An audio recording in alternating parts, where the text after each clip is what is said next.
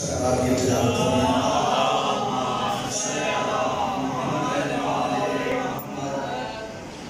اللہ الرحمن الرحیم العلی العظیم الحمدللہ الذی جعلنا من المتمسکین بولایت امیر المؤمنین الحمدللہ الذی ہدانا لہذا وما كنا لنہتدی لولا ان ہدانا اللہ لقد جاءت رسل ربنا بالحق مولانا ووالد الثقلین جد الحسن والحسین مولانا ابی القاسم محمد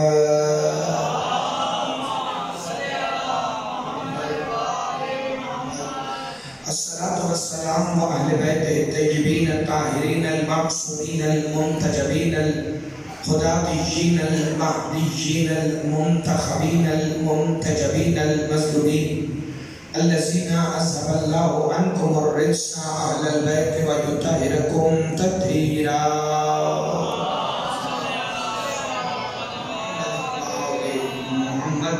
قال سبحانه وتعالى في كلامه المجيد ومحكم خطابه الحميد وقوله الحق بسم الله الرحمن الرحيم وما خلقت الجن والإنس إلا ليعبدون بآواز بلند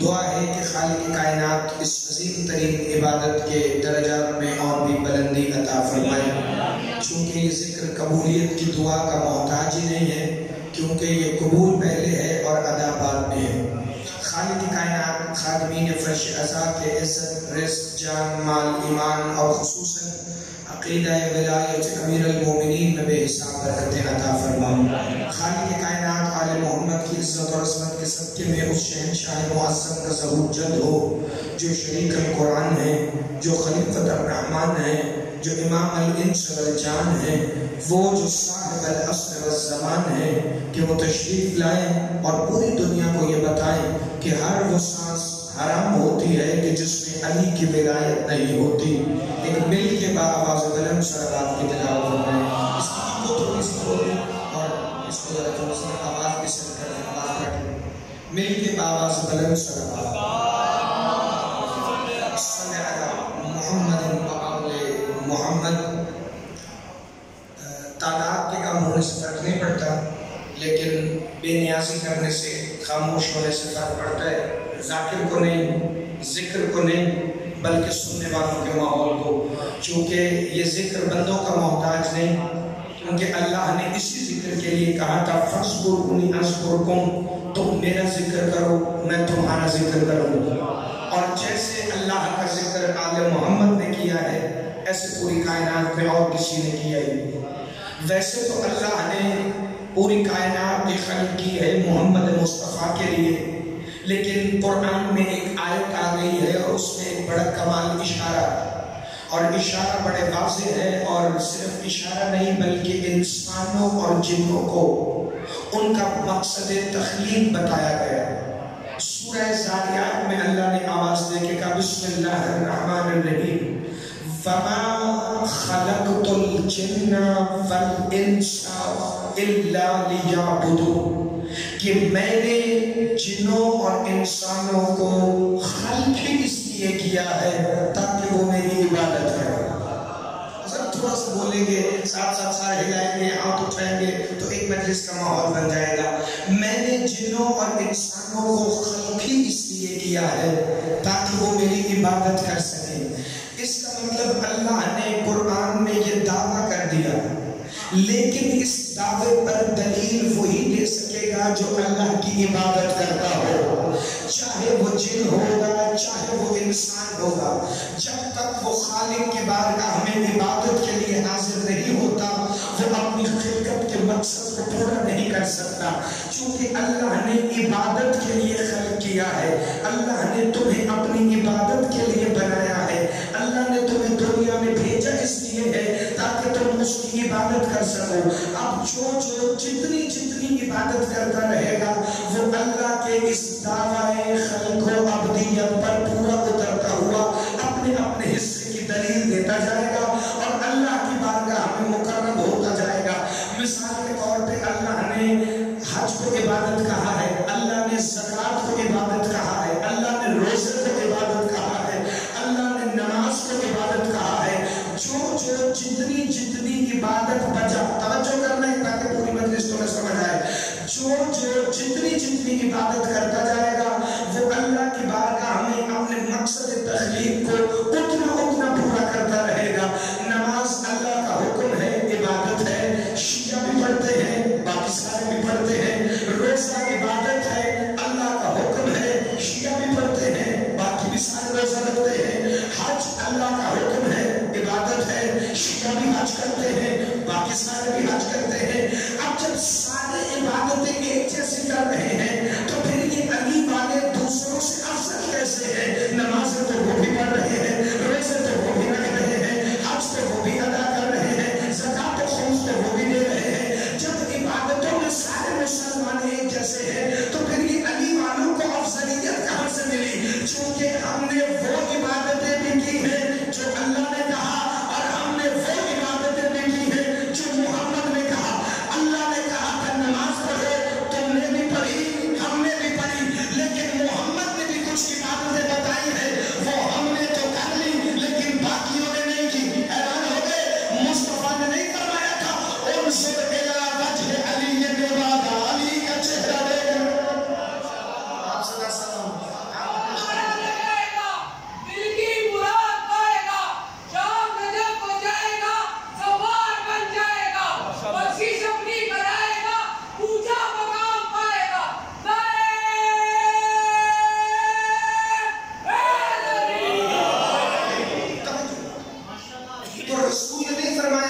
چہرہ دیکھنا عبادت ہے تو ہم نے وہ عبادتیں بھی کی۔ آپ کوئی کہے اگر علی کا چہرہ آپ نہیں دیکھ سکتے، چونکہ وہ تو 1400 سال پہلے خود کو ہماری آنکھوں سے چھپا چکے ہیں، چونکہ ان پر زندگی اور موت کا اطلاع تو ہوتا نہیں، یہ آدم سے پہلے کے ہیں، یہ ابھی بھی ہیں، یہ قیامت کے بعد بھی ہوں گے، بقا ہے تو صرف ان کو، باقی تو فنا ہی فنا ہے۔ تبھی تو اللہ نے قرآن میں کہا تھا کل من علیہا فان، ہر شے فنا ہو جائے گی، وَيَبْقَى وَجْهُ رَبِّكَ ذُو الْجَلَالِ وَالْإِكْرَامِ، لیکن باقی رہے گا تو رب کا چہرہ جو جلال والا بھی ہے۔ ذرا سا ہاتھ اٹھائیے گا بھائی، خیرات مانگیے، جو جلال والا بھی ہے، جو اکرام والا بھی ہے۔ ہم نے علی کا چہرہ دیکھ کر عبادت کرنی، لیکن علی مولا کو تو ہم نہیں دیکھ رہے، تو پھر ہوگا کیا؟ یہی سوال ایک صحابی نے رسول سے پوچھا، یا رسول اللہ اگر ہم علی کا چہرہ نہ دیکھ سکے تو پھر عبادت کیسے کریں؟ کہ ذکر علی العبادہ، علی کا ذکر بھی عبادت ہے۔ کہ اگر کوئی جابر حکمران ہمیں علی کا ذکر بھی نہ کرنے دے، یعنی پہلے یہ بہانہ ہے کہ ہم دیکھ نہیں سکتے، دوسرا یہ بہانہ ہے کہ ذکر علی پر پابندی ہے، کہ اگر ذکر علی پر پابندی ہوئی تو پھر رسول نے فرمایا تمہارے لیے میں کوئی کمی کوئی بہانہ چھوڑوں گا نہیں۔ اگر علی کو نہ دیکھ سکو، علی کا ذکر کرنے پر پابندی ہو، حب علی العبادہ، علی کی محبت بھی عبادت۔ نعرہ تکبیر، نعرہ رسالت، یا علی زیست میں کام بھی کر جاؤں گا، یا علی زیست میں کام بھی کر جاؤں گا، مثل گل تیری راہوں میں بکھر جاؤں گا، مولا میں تو آؤں گا لہر میں تیرے جلووں کے لیے، تیرا دیدار نہ پاؤں گا تو مر جاؤں گا، زکا کے ساتھ دل کو مولا۔ آپ صلی اللہ سلامت رہے، زندہ باد ہے۔ تو جو عبادت کرے وہ اپنے مقصد تخلیق کو پورا کرے۔ اب علی کا ذکر بھی عبادت ہے، علی کی محبت بھی عبادت ہے۔ جو جتنی عبادت کرے گا، میں ہوں نا، میں عبادت کر رہا ہوں، اس وقت آپ بھی عبادت کر رہے ہیں۔ مجلس کس سے منسوب ہے؟ امام زین العابدین سے، جو عابدین کی زینت ہے، جو ساجدین کے سردار ہیں۔ تو جن کا ذکر کر کر ہم عبادت کرتے ہوئے مقصد تخلیق پورا کر رہے ہیں، تو وہ زین العابدین خود کیا ہے؟ ذرا سا میرے ساتھ بیدار ہونا تھا، میں موضوع کو طرف بڑھوں۔ جس شہنشاہ کا ذکر کر کے ہم خود کو عابد کہلوا رہے ہیں، تو وہ کون ہے جو العابدین ہے. اچھا وہ زین العابدین ہے یعنی عابدین کی زینت ہے، یعنی کہ عبادت کرنے والوں کی زینت ہے. لوگوں نے کتابوں میں صرف یہاں تک لکھا کہ اتنے سجدے کرتے تھے کہ نشان سجدہ کو بار بار بدن سے جدا کرنا پڑتا تھا. اب کئی فضائل ایسے ہیں کہ جو فضائل کم لگتے ہیں، عام باتیں زیادہ لگتی ہیں. بھئی مولا کے سجدوں کے نشان تو تب جدا ہونا جب سجدہ کبھی سجاد کی پیشانی سے جدا ہو. وہ شہنشاہ ہے سجاد کے جن کی پیشانی سے کبھی سجدہ جدا ہوتا ہی نہیں، جو خود ساجدین کی زینت ہے، جو خود ہر سجدے کی زینت ہے. وہ شہنشاہ سجاد بندہ آ گیا میرے مولا کے پاس، اے میرے مولا سجاد، آپ عابدین کی زینت ہیں، آپ سید سجاد ہیں، تو کیا آپ اپنے دادا علی سے بھی بڑے عبادت گزار ہیں؟ امام نے مولا باقر سے فرمایا بیٹا باقر ذرا جائیں اور وہ رجسٹر لے آئیں، وہ دفتر لے آئیں کہ جس کے اندر میرے سجدوں کی تفصیل آپ نے درج کی ہے. مولا باقر مسجد نبوی میں وہی دفتر لے کر آگئے. کہا لوگوں کو ذرا پڑھ کر سنائیں. اب جو مولا نے پڑھنا شروع کیا نا، پانچوں امام فرما رہے تھے سنو میرا بابا سید سجاد ہے، ہزار ہزار رکعت نماز اللہ کی ہے، یہ عشاء کے بعد سجدے میں سر رکھتا ہے، پھر فجر کے وقت سر سجدے سے اٹھاتا ہے. یہ اتنا بڑا سجاد ہے کہ سجدے خود میرے بابا کو سجدے کرتے ہیں. بندہ کہتا ہے اب تو مجھے یقین ہو گیا کہ آپ اپنے دادا علی سے بھی بڑے سجدہ گزار ہیں، آپ اپنے دادا علی سے بھی بڑے عبادت گزار ہیں. امام نے فرمایا ہم سارے کے سارے محمد ہیں، ہم سارے کے سارے علی ہیں. ہم میں سے کبھی کسی کا ایک دوسرے سے تقابل نہ کرنا.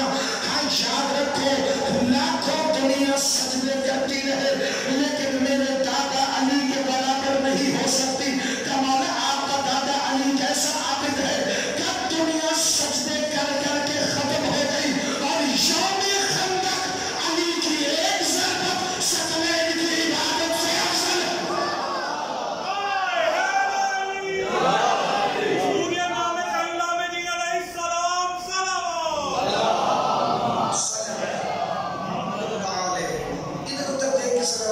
جتنا میں نے پڑھا اتنا میں نے اور پڑھا.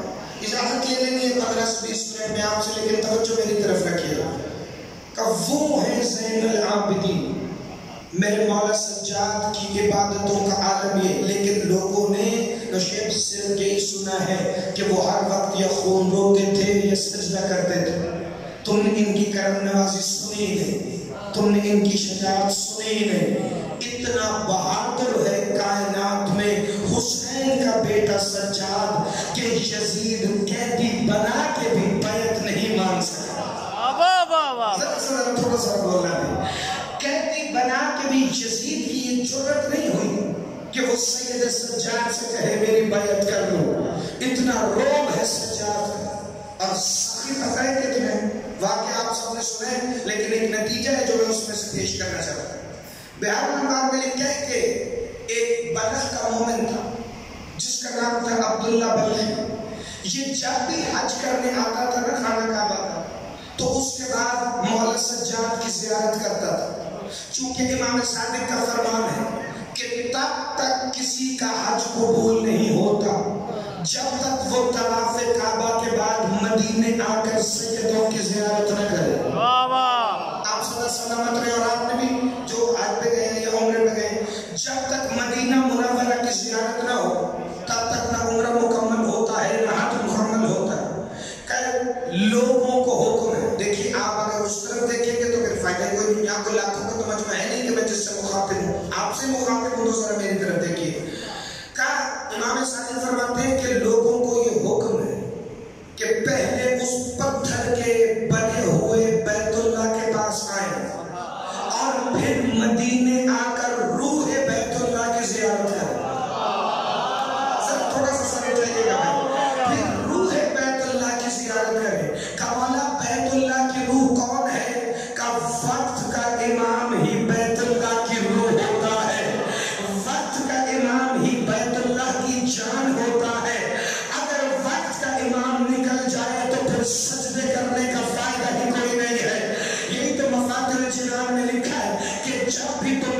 نماز کے لیے قبلہ رخ منہ کرو تو کوشش کرنا ایسے رخ کرنا کہ درمیان میں امام کی زری آ جائے لیکن سامنے بیت اللہ بھی ہو.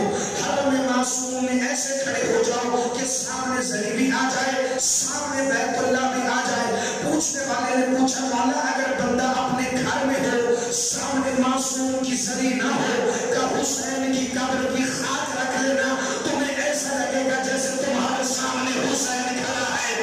کہ مولا اگر ہمارے پاس خاک کربلا موجود نہ ہو تو مولا پھر ہم کریں کیا کہ خاک کربلا موجود ہو یا نہ ہو اگر تم ہمارے حرم میں موجود نہ ہو اور یہ سوچنا چاہو کہ تم ہمارے حرم میں نماز پڑھ رہے ہو تو اپنے وقت کے امام کا تصور کر لینا. اپنے وقت کے امام کو دل میں رکھ کر خانہ کعبہ کو سجدہ کرنا چونکہ وہ صرف کعبہ کی روح نہیں وہ نماز کی بھی روح ہے. مجھے نہیں پتا کس بندے کا عقیدہ کیا ہے لیکن جن کی ذات کا تصور آنے سے نماز باطل نہیں ہوتی نا ان کا نام آنے سے بھی باطل نہیں ہوتا.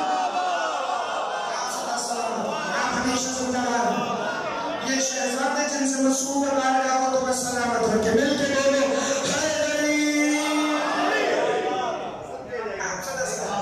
لوگوں کو حکم ہے بس اتنا فضائل پڑھے اتنے اور پڑھے. لوگوں کو حکم ہے کہ وہ پہلے اس بیت اللہ کے پاس آئیں اور پھر روح کعبہ کی زیارت کریں. عبداللہ نے یہی سن رکھا تھا رسول کے دور سے. وہ جب آتا تھا مولا سجاد کی زیارت کرتا تھا جب آتا تھا مولا کے لیے تحائف لے کے آتا تھا قیمتی تحائف. ایک دن واپس گئے. اس کی بیوی کے دل میں ابھی ایمان کامل نہیں تھا. اس کی بیوی نے ایک دن امتحان لینے کے لیے پوچھا عبداللہ ہمیشہ امام کے لیے کچھ نہ کچھ لے کے جاتے ہو کیا کبھی سجاد نے تمہیں کچھ دیا؟ اب دیکھنا جس کے دل میں ان کا ایمان کامل ہو اس کا عقیدہ کیا ہے. عبداللہ مسکرا کے کہتا جب سجاد ہی میرا ہے تو مجھے اور کیا چاہیے. جس کا ہاتھ نہیں اٹھا مجھے نہیں پتا وہ کن سوچوں میں گیا جس نے صرف اس بادشاہ کے مسائل سنے. جب خود سجاد ہی میرا ہے تو مجھے اور کیا چاہیے. کہ نہیں کوئی تو دنیاوی تحفہ سید سجاد تمہیں دیں گے. کہ اچھا چلو میں اس دفعہ جاؤں گا تو میرے مولا میرے دل کا حال جانتے ہیں. یہ اگلی دفعہ آئے طواف کعبہ کرنے کے بعد حقیقت بیت اللہ کے گھر کے باہر آپ صلی اللہ علیہ وسلم میں شکر گزار ہوں آپ کے سماعت. آگے کہتے ہیں انما یرید اللہ لیذھب عنکم الرجس. کا گھر پہ کوئی نہیں ہے عبداللہ ہمیشہ تم سے ملاقات باہر ہوئی آج میرے صحن میں آؤ تمہیں کچھ عطا کرو. یہ صحن میں داخل ہوا اس نے دیکھا مولا سجاد ہمیں وضو کرنا سکھا رہے ہیں. خبردار یہ کبھی خود وضو اس لیے نہیں کرتے کہ ان کو وضو کی ضرورت ہے. یہ وضو کرتے اس لیے ہیں تاکہ ہمیں پتہ چلے کہ پاک کیسے ہونا ہے. ورنہ جو خود تطہیر کے مالک ہوں انہیں وضو کی ضرورت نہیں ہوتی. ابھی تمہارے سامنے حقیقت کھل جائے گی. عبداللہ کہتے ہیں میں جو ہی صحن میں داخل ہوا نا بسم اللہ پڑھ کر اپنے بازوؤں پر پانی ڈال رہے تھے مولا سجاد اور ہاتھوں کی انگلیوں سے مس ہو کر جو پانی کے قطرے گرتے تھے نا وہ اب پانی نہیں رہ گئے. کوئی یاقوت بن گئے کوئی زمرد بن گئے کوئی ہیرے بن گئے کوئی قیمتی نگینوں میں تبدیل ہو گئے. تو میں حیرت سے ٹکٹکی باندھ کے دیکھ رہا تھا کہ ایک دفعہ سجدوں کی زینت سجاد نے مجھے پاس بلایا کہ عبداللہ ہم تمہارے دل کا حال جانتے ہیں. تمہاری بیوی تمہارے ایمان کو آزمانا چاہتی ہے. یہ جتنے جواہر میرے ہاتھوں سے نکلے ہیں نا یہ لے جاؤ میری طرف سے تمہارے لیے ہے. کہ مولا مجھے یہ نہیں چاہیے مجھے تو آخرت چاہیے. کہ آخرت تو تم نے اسی دن لینی تھی جس دن تم نے ہماری چوکھٹ پہ سجدہ کیا. آپ سدا سلامت رہے آپ ہمیشہ زندہ باد رہے. آخرت تو تم نے اسی دن لینی تھی. جاؤ دنیا بھی تمہاری ہے جاؤ آخرت بھی تمہاری ہے. یا ایک دفعہ اس نے جواہرات اٹھائے مولا سے ملاقات مکمل ہوئی واپس آئے.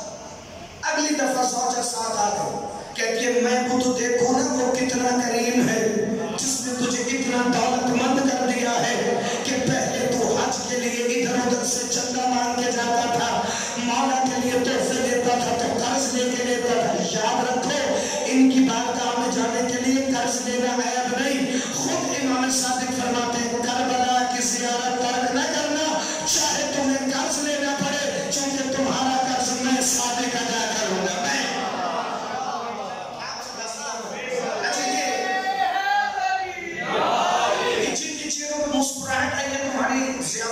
ماننے کے لیے یہ روک کے ایک فکرہ پڑھوں. جناب کل ایک فکرہ بڑا کمال ہے، رسول کی حدیث. کتاب کا نام ہے کنز المطالب والبحر المناقب. 3 جلدوں میں مولا حسین کے حرم سے چھپی ہے، امیر کائنات کے فضائل. اس میں ایک باب ہے جس میں صرف شیعوں کے فضائل لکھے. اس میں لکھا ہے کہ شیعہ اتنے اعلیٰ ہیں علی کے کہ دنیا میں بھی ان کی پہچان الگ ہوگی، آخرت میں بھی ان کی پہچان الگ ہوگی. کہ دنیا میں تو ہم جانتے ہیں جو کالے کپڑے پہنتے ہیں، حسین حسین کرتے ہیں، ان کے نام کے نعرے لگا کے سارا دن گلیوں میں حق دا امام یا علی. یہ اتنے غریب ہوں، اگر چنچی بھی چلاتے ہوں تو محرم میں نوحے لگا کر علل اعلان منکروں کے منہ پہ تماچے رسید کرتے رہتے ہیں. لیکن یہ آخرت میں ان کی پہچان کیا ہوگی؟ امام نے فرمایا آخرت میں ہمارے شیعوں کے چہرے ایسے چمک رہے ہوں گے جیسے 14ویں رات کے چاند ہو. ہمارا کوئی ممتاز حیثیت ہوگی کہ محمد رسول اللہ کا کلمہ پڑھنے والی ساری امت میں سے کہ شیعوں کو الگ کر کے دکھایا جائے گا. تب دنیا کو اس وقت علی کے شیعوں کی عظمت سمجھ آ جائے گی جب ایک طرف قرضدار کھڑے ہوں گے جنہوں نے دنیا میں سے کسی کا قرض دینا ہوگا، سالوں کے حساب کتاب ہو کر جہنم میں جانے کے لیے تیار کھڑے ہوں گے. تب اللہ کا رسول آگے بڑھ کے کہے گا اللہ ان میں جو علی کے شیعہ ہیں نا ان کا قرض میں محمد اپنی جیب سے ادا کروں.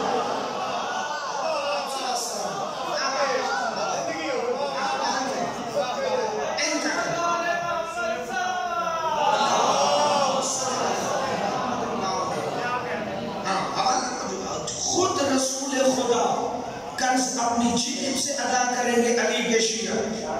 ہاں اس لیے توجہ کہا میں بھی تو دیکھوں تیرا مولا سجاد کتنا کریم ہے. ابھی یہ مکہ سے حج کر کے مدینے کے سفر میں تھے، تھوڑا سا مکے کی سرحد کے باہر آئے تھے کہ اس کی بیوی کی روح پرواز کر دے. یہ روتا ہوا وہیں چھوڑ کر دوڑا، یہ بیوی کے میت کو رستے میں چھوڑ کر دوڑا، چونکہ اسے پتا تھا جب بات ان کی آ جائے تو اپنے جنازے پیچھے رہ جاتے ہیں. ہاں تو پہلے ذرا خیرات مانگنا بھائی، جب بات ان کی چوکھٹ پہ جانے کی ہو پھر اپنے گھر میں مرد بھی ہو تبھی تو یہاں جوان لاشیں پڑے ہوتے ہیں، باپ پھولوں کی مجلس میں واہ واہ کے نعرے لگا رہا ہوتا ہے. ہم نے علی کے پرانے چیزوں سے یہ سارے عقائد نہیں ہیں، کسی مولوی سے نہیں. یہ فوراً پہنچا مولا کی بارگاہ میں، آئے تطہیر مکمل نہ ہوئی تھی. مولا سجاد نے گھر کے اندر سے آواز دی تیری زوجہ ساتھ نہیں آئی کا مولا روح پرواز کر گیا ہے. کہ روح پرواز نہیں کیا، روح واپس آ گئی ہے، اسے لے کے آ جا. یہ الٹے پاؤں واپس پلٹا جہاں بیوی کو چھوڑ کے گیا تھا، دیکھتی ہے وہیں بیٹھی حسین کا لنگر کھا رہی ہے. کہ میں تجھے مردہ حالت میں چھوڑ کے گیا تھا، تو زندہ کیسے ہو گئی؟ کہ جب تو مجھے چھوڑ کے جانے لگا تھا نا اور اسرائیل میری روح لے کے جا رہا تھا، میں نے دیکھا کوئی شہنشاہ آیا ہے، وہ سفید گھوڑے پہ سوار ہے، سیاہ رنگ کا لباس پہنا ہوا ہے، چادر تطہیر کا نقاب کیا ہوا ہے. جو ہی اس نے چادر تطہیر کا نقاب لیتا ہے نا، اسرائیل کے ایک دفعہ پیروں کے نیچے سے زمین آسمان نکل گئے. اسرائیل خلق کے کہتا ہے مولا آپ کا عبداللہ کی زوجہ کی روح واپس لوٹا. کا اسرائیل اس کا حکم ایسے مان رہا تھا جیسے بڑا پرانا نوکر ہو. کہ اچھا اب باتیں نہ کر، میرا مولا سجاد انتظار کر رہا ہے. یہ جو ہی مولا سجاد کی بارگاہ میں پہنچے نا دونوں میاں بیوی، عبداللہ کی زوجہ سجدے میں گر گئی، تڑپ کے کہتی ہے عبداللہ یہ تو وہی ہے جو میری روح لوٹانے آیا.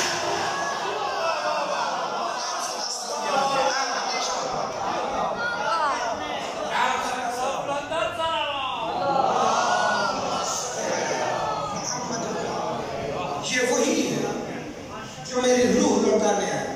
ان کے اختیار کو سمجھو تو یہ سارے علی ہیں. ان کا پہلا بھی علی، ان کا درمیان والا بھی علی، ان کا آخری بھی علی. یہ سارے محمد ہیں، یہ سارے علی ہیں. جیسا پہلا ہے ویسا بارواں ہے، جیسا بارواں ہے ویسا پہلا ہے. تمہارے اندر سے دلیل دینے لگا ہوں، بچہ بچہ بول سکتا ہے اس دلیل پر. جیسا پہلا ہے ویسا بارواں ہے، جیسا بارواں ہے ویسا پہلا ہے. اس سے بڑی دلیل کیا ہو؟ پوری زندگی بارہویں کا انتظار کر رہے ہو، مر کے قبر میں جاؤ گے سامنے پھر پہلا آ جائے گا. آپ جی بھائی آپ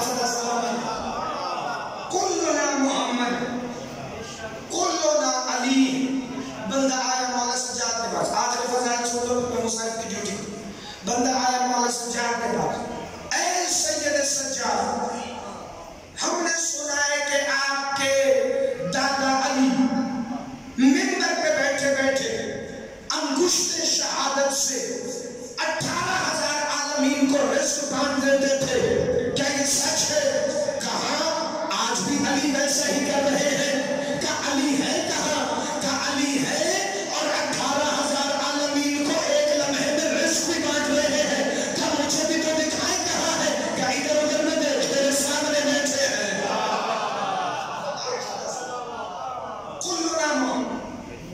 کلنا علی. لیکن اس خاندان کے جتنے محمد ہیں اور جتنے علی امت میں سب پہ بڑا ظلم کیا. شہادت میرے مولا کی یقیناً آخری ذاکر پڑھے، لیکن ایک جملہ میں تمہاری سماعتوں کے لیے اپنے اور تمہارے رونے کے لیے پڑھ کے جا رہا ہوں. جب کئی سال کربلا کے بعد خون رو چکے نہ سجا، 9 کفن تبدیل کیے امام باقر نے. پتہ ہے کیوں؟ چونکہ آنکھوں سے خون کے آنسو جاری تھے. رو کے مولا باقر نے پوچھا بابا تیری آنکھوں کا خون کیوں نہیں رکتا؟ امام فرماتے ہیں بابا حسین مجھے معاف کرنا، جو آپ پہ رونے کا حق ہے وہ کبھی ادا نہیں ہو سکتا. کتنا رو لیں گے میں اور آپ مولا حسین کو؟ جب کوئی پوچھتا تھا نا کہ کربلا ہوئے تو اتنے سال گزر گئے لیکن تیری آنکھوں کا لہو خشک کیوں نہیں ہوتا؟ کہ منحال مجھے وہ منظر بھول ہی نہیں سکتا جب 5 لاکھ شرابیوں کے مجمع میں میری پھوپھی عالیہ کہتی تھی سجاد یہ ہمیں چادر کر دیں. تم سدا سلامت رہو، تمہاری آنکھوں میں اسی طرح آنسو ہے. ہمیشہ اپنے مولا کا کام مناتے رہنا. یہ وہ مظلوم امام ہے جس کی ایک شہادت ہے، ہر کام پہ اس کی ایک الگ شہادت ہے. سید سجاد اپنے صحابہ کو رو رو کے کہتے تھے مجھے کہاں کہاں سے خون رونے سے منع کرو گے؟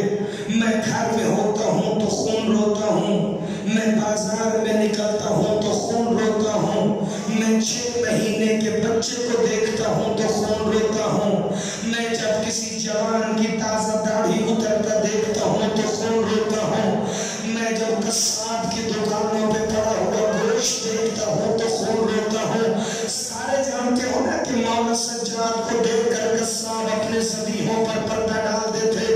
یہ ایک دفعہ ایک قصاب ذبیحے کی رسی پکڑ کر آ رہا تھا، ایک ہاتھ میں دمبے کی رسی تھی، ایک ہاتھ میں چھری تھی. جو ہی خون رونے والے سجاد کو دیکھا نا جانور کی رسی چھوڑ کے چھری آستین کے اندر چھپا لی.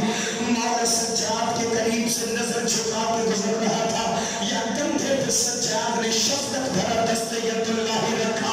کیا گھبرانا، مجھ سے ڈرنے کی ضرورت نہیں، میں تو خود مسلمانوں کا بڑا مالا بنایا ہوا ہوں.